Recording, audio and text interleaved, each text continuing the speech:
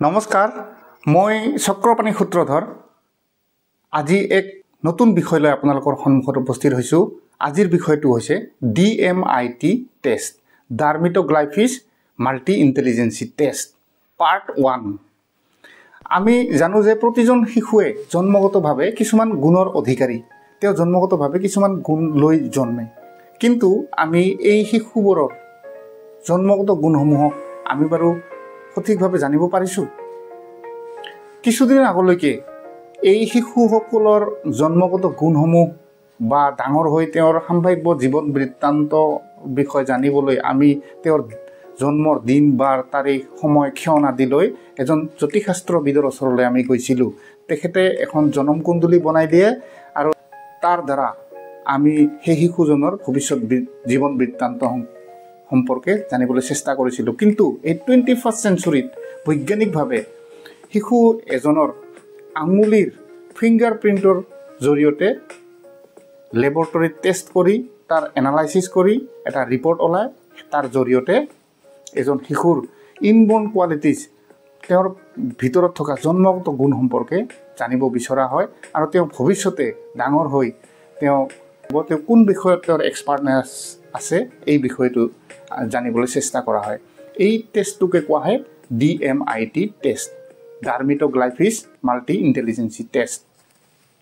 মানুহৰ বেমাৰ হ'লে যেনেকৈ BP টেষ্ট বা ব্লাড টেষ্ট আদিৰ জৰিয়তে মানুহৰ বেমাৰসমূহ জানিবলৈ চেষ্টা কৰা হয়, এই DMIT টেষ্টত এজন শিশুৰ ইনবৰ্ন কোৱালিটিসমূহক জানিবলৈ চেষ্টা কৰা হয়। এই বিষয়ক আমাৰ অসমৰ DMIT এক্সপাৰ্ট প্ৰখ্যাত মাননীয় জগদীশ বৰ্মন ছাৰক মই এই বিষয়টো লৈ সাক্ষাৎ কৰিছিলোঁ। আপোনালোকে এই DMITৰ বিষয়ে সঠিক জানিবলৈ মই কৰা সাক্ষাৎকাৰটো চাওক।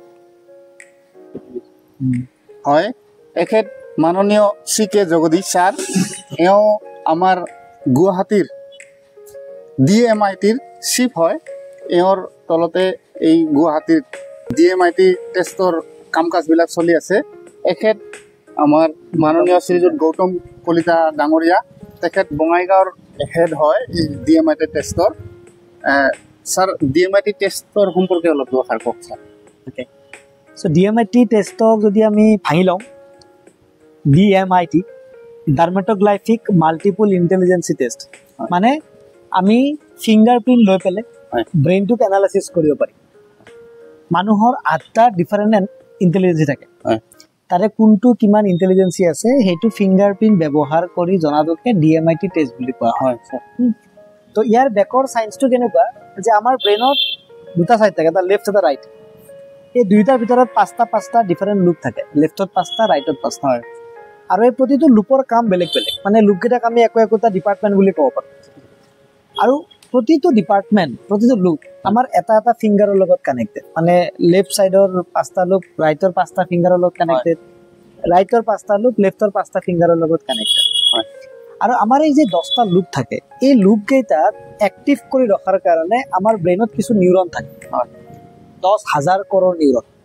এই 10,000 কৰোৰ নিউৰনখিনি এই 10টা লুপত ডিষ্ট্ৰিবিউট হৈ থাকে, কিন্তু ডিষ্ট্ৰিবিউশ্যনটো ছেম নহয়, আটাইৰে বেলেগ বেলেগ। কাৰোবাৰ কোনোবাটো এৰিয়াত নিউৰন বেছি থাকে, কাৰোবাৰ কোনোবাটো এৰিয়াত নিউৰন কম থাকে। তো আমি DMIT টেষ্টেৰে আইডেণ্টিফাই কৰোঁ যে কোনটো লুপত কিমান নিউৰন আছে, যাতে আমি তেওঁৰ ষ্ট্ৰেংথ ক'ত আছে, উইকনেছ কি কি আছে, সেই বস্তুখিনি গম পাব পাৰোঁ। তো এই DMIT টেষ্টৰ জৰিয়তে তেনেহ'লে আমি শিশুখিনিক তেওঁৰ ইনবৰ্ন কোৱালিটি কি আছে, তেওঁ কি কামত পাকৈত হ'ব, এইখিনি বস্তু আমি জানিব পাৰিম, গম পাম। তেওঁৰ এক্সপাৰ্টিজ ক'ত আছে, তেওঁক আপুনি কেনেকুৱা কেৰিয়াৰত নিব, কেনেকুৱা এক্সট্ৰা কাৰিকুলামত নিব, তাৰপিছত তেওঁ কিমানটা এক্সট্ৰা কাৰিকুলাম দিব, আৰু চবতকৈ ডাঙৰ কথা তেওঁক ডাঙৰ কেনেকৈ কৰিব। তো প্ৰতিটো বাচ্চাৰে নিজা নিজা এটা কেৰেক্টাৰ থাকে, আমি সেই কেৰেক্টাৰবিলাকক মিলাই 4টা কেৰেক্টাৰত ভগাব পাৰোঁ। তো কোনটো কেৰেক্টাৰ বাচ্চাক কেনেকৈ ডাঙৰ কৰিব লাগে সেই বস্তুটো ৰিপৰ্টত গম পোৱা যায়। সেইটোক আমি পাৰ্চনেলিটি টেষ্ট বুলি কওঁ। আৰু সেইটো গম পালে আমাৰ পেৰেণ্টছবিলাকৰ ইজি হয়। আৰু DMIT টেষ্ট কেৱল বাচ্চাই কৰা বস্তু বুলি নহয়, ডাঙৰেও কৰিব পাৰি। কাৰণ আমিও কেতিয়াবা এনেকুৱা হয় যে আমি যিমানখিনি আমাৰ কেপাচিটি আছে, আমি সেইটো হিচাপে আমি জীৱনটো জীয়াব পৰা নাই। তেতিয়া DMIT টেষ্টে একচুৱেলি আইডেণ্টিফাই কৰি দিব যে আপুনি কিয় পৰা নাই, ক'ত আপোনাৰ ষ্ট্ৰেংথ আছে, আৰু ইয়াক কেনেকৈ আপুনি ওলাই আনিব। সেই বস্তু ডাঙৰৰ কাৰণেও কামত আহে কেতিয়াবা এনেকুৱা হয় আমি কাম কৰো কিবা কিন্তু নিজে ছেটিছফাই নহয় আমি কৰিব বিচাৰো কিবা কিন্তু কৰি থাকিবলগীয়া হয় এক্সেক্টলি আৰু আমাৰ এক্সপাৰ্টনেছটো আছিল কৰবাত আমি কৰি থাকিব লাগে কিবা কিন্তু আমি সেইখিনি আমি এক্সপাৰ্টনেছ কাৰণ আমি যেতিয়া ধৰি লওক আমি এটা কনফিডেন্স থাকা যায় ন যে আমাৰ বা আছে না নাই হয় নে নহয় এইটো আমি পাৰিম নে নাই সেই সময়তে বয়স আহি যায় আমি পইচাৰ কাৰণে আমি এনেকুৱা কামত সোমাই যাওঁ যিটো কামত আমাৰ ইণ্টাৰেষ্ট নাই হয় আৰু যেতিয়া কি হয় জানে এই যিকেইটা লুপত নিউৰন বেছি আছে আৰু যদি সেইকেইটা লুপক আমি ব্যৱহাৰ নকৰো সেই নিউৰন কেইটা ধৰ্ণা দিয়ে মোকো ব্যৱহাৰ কৰা আৰু যেতিয়া ধৰ্ণা দিব এনেকুৱা ফিল হয় যে জীৱনটোত চব আছে কিন্তু একোৱেই নাই কিবা যেন এটা মিচিং হৈ আছে লাইফত কিবা যেন এটা পোৱা নাই তাৰমানে সেই ফিলটো বাৰ বাৰ ৰিপিট হয় সেইটো কাৰণে ডিএমআইটি টেষ্ট কৰিলে গম পোৱা যায় যে তেওঁৰ মানুহজনৰ ক'ত ক'ত কিমান ইণ্টাৰেষ্ট আছে আৰু সেই ইণ্টাৰেষ্টৰ কামবিলাক কৰাৰ লগে লগে ছেটিছফেকশ্যন লেভেলটো এতিয়া লুপ কেইটাৰ বিষয়ে অলপ ক'ব নেকি ছাৰ বোলে সন্মুখত থাকিলে ইফালে থাকিলে তেওঁ কি কি গুণৰ এতিয়া আমি যদি লেফ্ট চাইডৰ একদম সন্মুখৰ লুপটোত নিউৰন বেছি থাকে তেওঁৰ যিকোনো বস্তু এটা মেনেজমেণ্টত সুবিধা হয় তেওঁলোকৰ ধনী হোৱা ইচ্ছাটো বেছি হয় আচ্ছা এই ব্ৰেইনটোৱে মানে পইচাও হেণ্ডেল কৰে তো লাক্সাৰী লাইফটো ভাল পায় কিছুমান বাচ্চাই চাবচোন সৰু থাকোঁতে মইতো ডাঙৰ হ'লে একদম মাৰ্চিডিজ ল'ম থাৰ চলাম বিল্ডিং বনাম এনেকুৱা কথা কয় গম পাব তেওঁৰ এইটো ব্ৰেইন ষ্ট্ৰং আছে তেওঁৰ অৰ্গেনাইজ কৰিব পৰা স্কিল মেনেজ কৰিব পৰা স্কিলটো হাই কিন্তু এই ব্ৰেইনটো আকৌ 18 বছৰ পিছতহে পাৱাৰত আহে তাৰ আগত জাষ্ট এনে চিমটমছ দেখুৱাই থাকে তেনেকে তাৰ অপজিট চাইডে ৰাইট চাইডে আছে সেইটো থাকিলে কমিউনিকেশ্যন স্কিল ভাল হয় এতিয়া মই কথা কওঁ আপুনিও কথা কয় মানে আমাৰ এইটো ব্ৰেইন অলপ ষ্ট্ৰং আছে ইয়াৰে পিছৰটো হৈছে মেথামেটিক্স হেণ্ডেল কৰে ইয়াৰে পিছৰটো ইমাজিনেশ্যন পাৱাৰ হেণ্ডেল কৰে তাৰে পিছৰটোৱে আমাৰ ফিংগাৰৰ মুভমেণ্টবিলাক হেণ্ডেল কৰে তাৰে পিছৰটোৱে আমাৰ বডি মুভমেণ্টটো হেণ্ডেল কৰে সেইটো মোৰ অকণমান কম সেইকাৰণে মানুহটো অকণমান ফিজিকেল এক্সাৰচাইজৰ ক্ষেত্ৰত লেজি কিছুমান মানুহে ৰাতিপুৱা মৰ্ণিং ৱাক কৰি বিৰাট ভাল পায় কিছুমানে উঠিব নোৱাৰে মই উঠিব নোৱাৰে কাৰণ মোৰ সেই এৰিয়াটোত নিউৰন কম আছে ইয়াৰে পিছৰটো লিটাৰেচাৰ চম্ভালে লেংগুৱেজ শিকা আৰ্টছৰ ছাবজেক্ট পঢ়া তাৰ অপজিটটো মিউজিক আৰু ইম'চন চম্ভালে তাৰে পিছৰটো নেচাৰৰ লগত কানেক্টিভিটি বঢ়ায় ইয়াৰে পিছৰটো কালাৰৰ ওপৰত এট্ৰেকশ্যন আনে আৰু তাৰ পাছত কি হয় মিক্সিঙো আছে তাৰ মানে যে এইটো আৰু এইটো ষ্ট্ৰং হলে কি ৰিজাল্ট আহিব এইটো আৰু এইটো ষ্ট্ৰং হলে কি ৰিজাল্ট আহিব তাৰ মিক্সিঙো আছে আচ্ছা ডিএমআইটি টেষ্টৰ জৰিয়তে এই মগজুৰ ভিতৰত হোৱা এই বস্তুটো কেনেকৈ গম পায় এইটো মানে এই যিটো ডিষ্ট্ৰিবিউশ্যন হয় এইটো যেতিয়া বেবী এটা মাকৰ গৰ্ভত থাকে তেতিয়াই হয় 13 নম্বৰ সপ্তাহৰ পৰা 19 নম্বৰ সপ্তাহৰ ভিতৰত হয় সেইখিনি সময়তে অকণমান ফিংগাৰ প্ৰিণ্টটো ডেভেলপ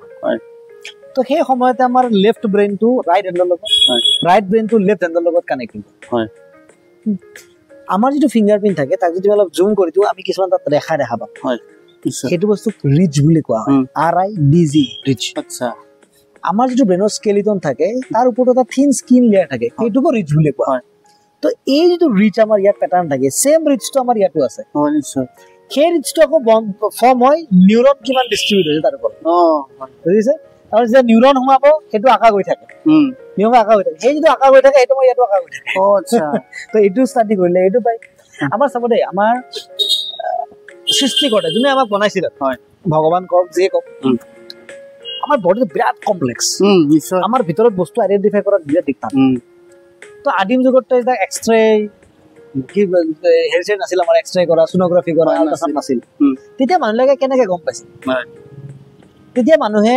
জিভা চালে গম পাইছিল এতিয়া ডক্টৰ আছে কিছুমান জিভাখন মেলাবই ডক্টৰ গ'লে আপোনাক ক'বই জিভাখন মেলা বুলি ক'বই কিয় মেলাই জিভাত পেটৰ গোটেই ইনফৰমেশ্যন থাকে জিভা চাই কৈ দিব পাৰে আপোনাৰ পেলু হৈছে নাই আপুনি বাচ্চালৈ চাওকচোন জিভাখন মেলি পেলাই যেতিয়া চাব বাচ্চাৰ পেলু হৈছে জ্বৰ হ'ব দিয়ক চকু চাই পেলাই ক'ব যেনেকে মানুহ জণ্ডিছ হয় ক'ত পিটুইটাৰী গ্লেণ্ডত চ' দেখা পায় ক'ত চকুত এই নখত তাৰমানে বডিটো কেনেকে বনাইছে যে ভিতৰৰ বস্তু যাতে বাহিৰত ডিছপ্লে হোৱা কিছুমান অলৰেডি অপশ্যন আছে মনিটৰ আছে ইভেন জানে এতিয়া নতুন যিটো টেকনলজি আহিছে ডিএমআইটি টেষ্ট চকুৰ ৰেটিনাৰ পৰা ল'ব পাৰি প্ৰতিজন মানুহৰ মানে ৰেটিনা বেলেগ বেলেগ আৰু প্ৰতিটো ৰেটিনাই মানুহৰ কেৰেক্টাৰটো কেৰি কৰে তো আমি এতিয়া নতুন সেই টেকনলজি আমি এডপ্ট কৰিম এবাৰ আমি ৰেটিনাৰ দ্বাৰা চকু এনালাইচিছ কৰি পেলাই কেৰেক্টাৰ ওলাই যাব এতিয়া এডভান্স ডিএমআইটি মানে এডভান্স লেভেললৈকে আহিছে তো সেই বস্তুবিলাক ক'ৰবাত নহয় ক'ৰবাত যেন সেই চিমটমছবিলাক ডিছপ্লে কৰি থৈছে বডিৰ বাহিৰত